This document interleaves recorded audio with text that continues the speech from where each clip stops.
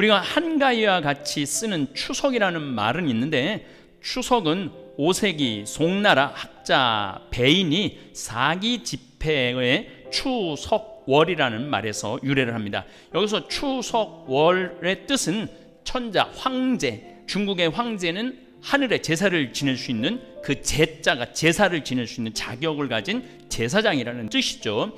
천자가 가을 저녁에 달에게 제사를 드린다는 뜻인데, 중국 사람들도 이 말은 거의 쓰지 않습니다. 따라서 말 밑이 좀 불분명한 추석보다는 신라 때부터 오랫동안 쓰인 토박이 말 한가위를 쓰는 게 좋을 것 같습니다. 저는 하느님 앞에서 500억을 썼어요. 그러니까 하느님 앞에서 굉장히 부유한 신부이죠.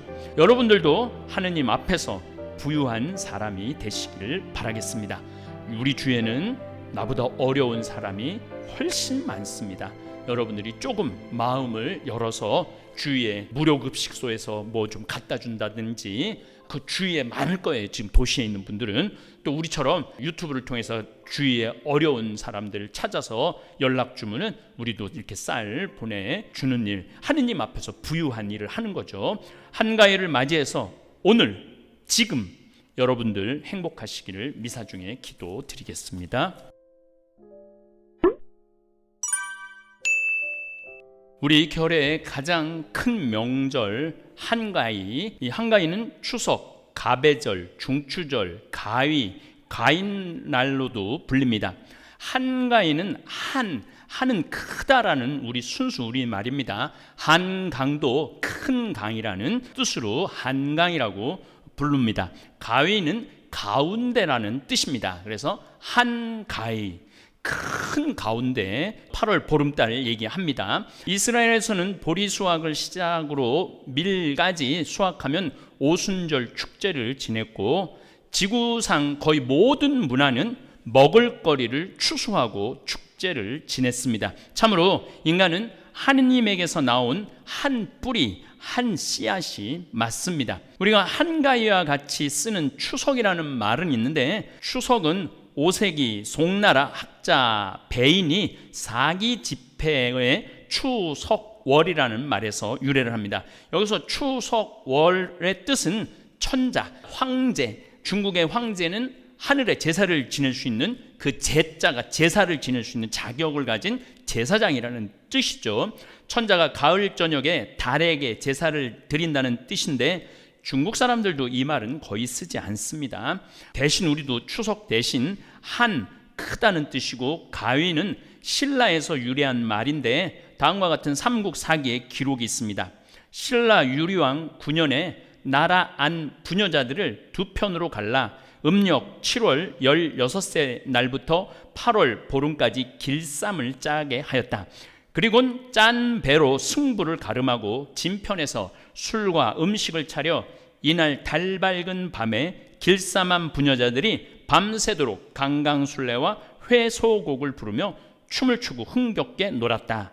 이것을 그때 말로 가배라고 하고, 나중에는 가위로 변해서 한가위, 또 가위, 가인날, 가배절, 가분날이라고 또 하는데, 바로 여기 신라에서 유래한 말입니다. 따라서 말 밑이 좀 불분명한 추석보다는 신라 때부터 오랫동안 쓰인 토박이 말 한가위를 쓰는 게 좋을 것 같습니다. 한가위날 음식으로는 송편을 꼽을 수 있습니다. 저도 어렸을 때 송편 어머니 옆에서 뭐 그런 걸 잘하는 스타일이 아니어갖고 내가 하는 거 아주 모양이 아주 이상하게 나오고 그랬습니다. 그러면서 온 가족이 서로 누가 예쁘게 빚었냐, 멋있게 빚었냐, 그런 시합도 하고 그랬죠. 잘 빚은 송편은 향긋한 솔잎을 깔고 쪄내서 제사상에 올리면 조상님들도 흐뭇해 하시죠. 여러분들 모여서 이제 제사 지내고 미사 봉헌하고 돌아가신 분 너무 슬프게 추억하지 않았으면 좋겠어요.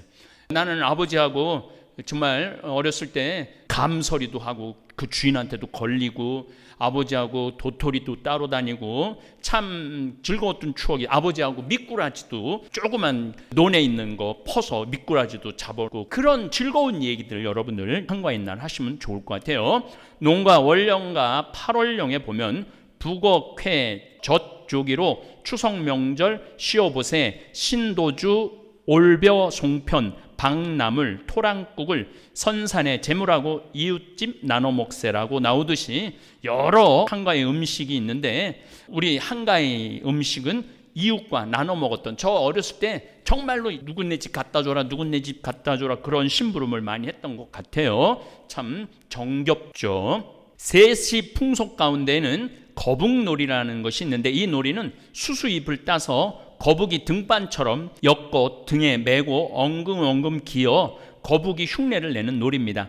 거북이를 앞세우고 동해용왕님의 아드님 거북이 행차쇼라고 소리치며 풍물패가 집집을 방문해서 대문을 들어서면 문 구수로 시작해서 마당, 조항은 부엌입니다. 장독대, 곳간 다 중요한 거죠.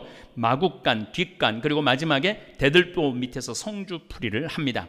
조항에 가면, 부엌에 가면 빈 솥에다가 맹물 붓고 불만 때도 밥이 가득 마국간에 가면은 또 새끼 나오면 열에 10마리가 쑥쑥 빠지네 하면서 비나리 기도를 합니다. 이렇게 집집이 돌 때 주인은 곡식이나 돈을 형편껏 성의껏 내놓고 이것을 공동기금으로 잘 두었다가 마을 큰일에 쓰죠. 거북놀이는 풍물국과 함께 한가위 때 하던 우리의 아름다운 셋이 풍속입니다. 우리 민족은 원래부터 춤추고 노래하기를 좋아하는 민족입니다. 전 세계 어디를 가도 관광버스 안에서 춤추고 서서 노래하는 민족은 없습니다. 그래서 아마 BTS가 탄생한 것이 아닌가 이런 생각 전 자주 합니다. 오늘 복음 말씀은 정말로 진지하게 묵상해 봐야 할 말씀입니다. 사실 우리는 내일 일도 어떻게 될지 모르는 연약한 인간입니다. 2020년에 코로나가 전 세계를 덮칠지 누가 알았겠습니까? 저는 감사할 일이 너무 많은데 특별히 코로나19 터지기 직전까지 전 세계를 다 돌아다녀서 여행에 대한 아쉬움이 없습니다. 그리고 성경 강의 준비하는데 전 지구를 다 돌았기 때문에 어떻게 보면은 그 전 지구에 하느님의 흔적, 하느님의 창조 사업, 그 놀라운 사업을 다 지켜볼 수 있게 되었고 이제는 안 다녀도 사진만 가지고도 저는 충분합니다. 그런데 여러분들 가운데는 내가 몇 살 때 환갑기념으로 언제 갈 계획을 가지신 분들 그거 어그러진 거 굉장히 아쉬울 겁니다. 저도 다만 전 세계를 다니면서 친구 삼은 벗들은 못 만나는 게 섭섭한데 유튜브 다볼 성당에서 만난다고 생각을 하고 위안을 삼습니다.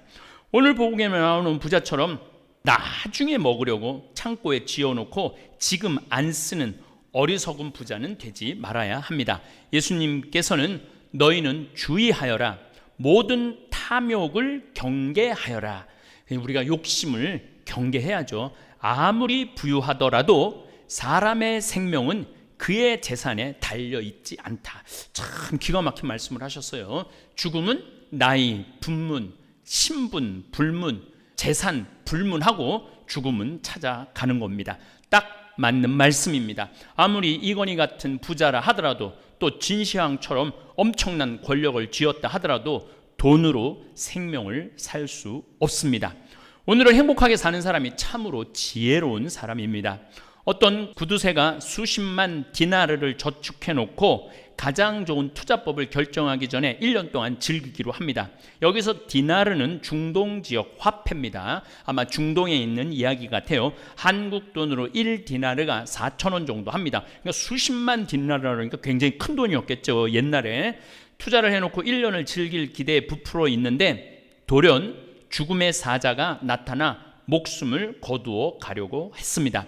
부자는 조금만 더 살게 해달라고 사정하였습니다. 그렇지만 죽음의 사자는 요지부동이었습니다. 사흘만 더 살게 해주시면 재산의 반을 드리겠습니다. 부자는 간청했습니다.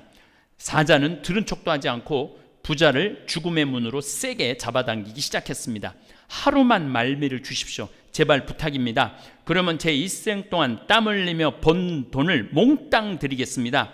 사자는 여전히 끄떡도 하지 않았습니다. 마침내 부자는 겨우 단 하나의 허락을 받아내었습니다. 다음과 같은 메모를 남길 수 있는 짧은 시간을 얻었습니다. 이 메모를 발견하는 사람은 보십시오. 어느 정도 살만하다면 재산을 모으는데 시간을 낭비하지 마십시오. 사십시오. 나에게는 50만 디나르가 있었지만 그걸로 단 1시간도 살 수가 없었습니다. 예수님은 내일 일은 내일이 알아서 한다라고 인간에게 충고해 주십니다. 소금하고 황금하고 지금하고 어느 금이 가장 비싸겠습니까? 바로 지금입니다. 저는 항상 일을 할 때 나중에 할 거야 라고 미루는 경우는 거의 없습니다. 물론 신중하지 못할 수도 있지만 저는 지금이 가장 중요한 순간이라고 생각을 합니다. 다볼 사이버 성당도 비대면 언택트라는 시대가 열렸다는 것을 제가 느끼고는 온라인 사이버 성당을 열었고 쌀 보내주기 사업도 바로 시작을 해서 벌써 622명에게 쌀을 보내주었습니다. 아프리카의 간호대학도 바로 결정해서 세워 이제는 3학년까지 전체 학년이 다 차서 내년이면 졸업생도 나올 것입니다. 잠비아 신학교도 반달 대주교님께서 이야기를 꺼내자마자 바로 시작했고 올 9월 3일 날 21명이나 되는 신학생 하느님의 사제가 되기 위해 지금 열심히 공부를 하고 있습니다. 여러분들, 돈은 내가 쓴 돈만 내 돈입니다.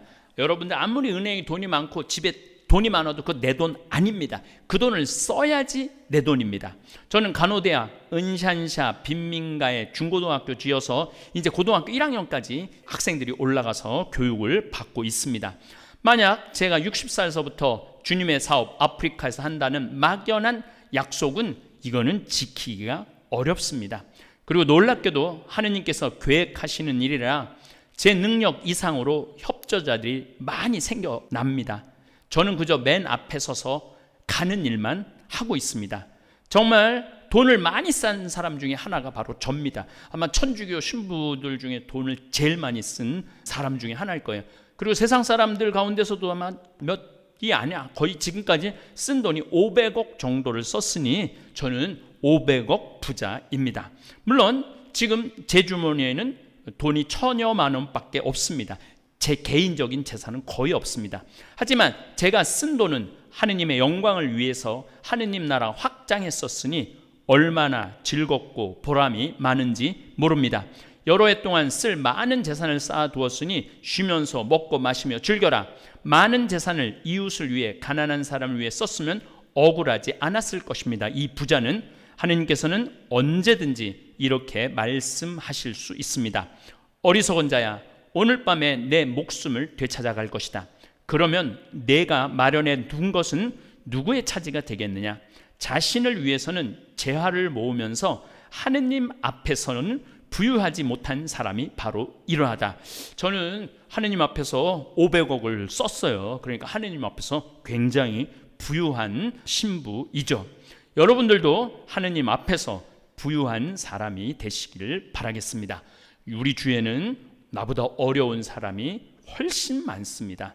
여러분들이 조금 마음을 열어서 주위에 무료급식소에서 뭐 좀 갖다 준다든지 그 주위에 많을 거예요. 지금 도시에 있는 분들은 또 우리처럼 유튜브를 통해서 주위에 어려운 사람들을 찾아서 연락 주면은 우리도 이렇게 쌀 보내주는 일, 하느님 앞에서 부유한 일을 하는 거죠. 한가위를 맞이해서 오늘 지금 여러분들 행복하시기를 미사 중에 기도드리겠습니다. 한가위가 되면 우리는 이렇게 인사를 주고받습니다. 부자 되세요. 정겹고 따뜻한 말이지만 문득 이런 생각이 듭니다. 부자란 과연 어떤 사람일까요? 돈을 많이 번 사람일까요?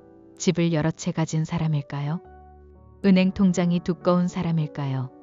성경에서 예수님은 이런 말씀을 하셨습니다. 하느님 앞에서 부유한 사람이 되어라. 그렇다면 하느님 앞에서 부유한 사람은 누구일까요? 그건 바로 자기 것을 나눌 줄 아는 사람, 누군가의 눈물을 닦아주는 사람, 말없이 손 내미는 사람이 아닐까 싶습니다. 우리는 살아가며 많은 것을 모읍니다. 돈도, 집도, 물건도, 명예도 쌓아갑니다. 하지만 그 모든 것이 내가 죽는 날 그저 남의 손에 넘어갈 것들이라면 과연 그것이 진짜 내 것일까요? 내가 써준 돈만이 내 돈이고 내가 건넨 말 한마디만이 내 마음이고 내가 도와준 그 순간만이 내 인생입니다. 한가위는 원래 가장 크고 넉넉한 달이라는 뜻을 담고 있습니다. 그래서 한가위는 풍요와 나눔의 상징이었습니다. 예전 어르신들은 추수한 곡식과 음식을 이웃과 나누며 고맙다, 미안하다, 다시 보자는 말을 전했습니다. 그런데 요즘 우리는 그 마음을 잊은 채 더 벌어야 한다, 더 모아야 한다, 남보다 앞서야 한다는 생각에만 사로잡혀 살고 있지는 않을까요? 하느님은 오늘 우리에게 이렇게 묻고 계십니다. 내가 가진 것을 얼마나 모았느냐가 아니라 얼마나 나누었느냐를 나는 기억하겠다. 이번 한가위엔 꼭 누군가에게 마음을 나눠보세요. 정 많고 인정 많은 우리 민족의 그 본래 마음처럼 말입니다. 당신이 건넨 작은 정성이 누군가에겐 올해 가장 큰 선물이 될지도 모릅니다. 한가위의 부자 되세요. 그 말은 많이 가지라는 뜻이 아니라 넉넉한 마음으로 살아가시라는 뜻입니다. 진짜 부자는 하느님 앞에서 부유한 사람입니다.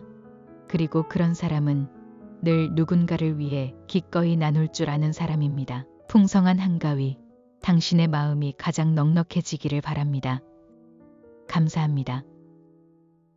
하늘에 계신 우리 아버지, 아버지의 이름이 거룩히 빛나시며 아버지의 나라가 오시며 아버지의 뜻이 하늘에서와 같이 땅에서도 이루어지소서. 오늘 저희에게 일용할 양식을 주시고 저희에게 잘못한 일을 저희가 용서하오니 저희 죄를 용서하시고 저희를 유혹에 빠지지 않게 하시고 악에서 구하소서. 아멘.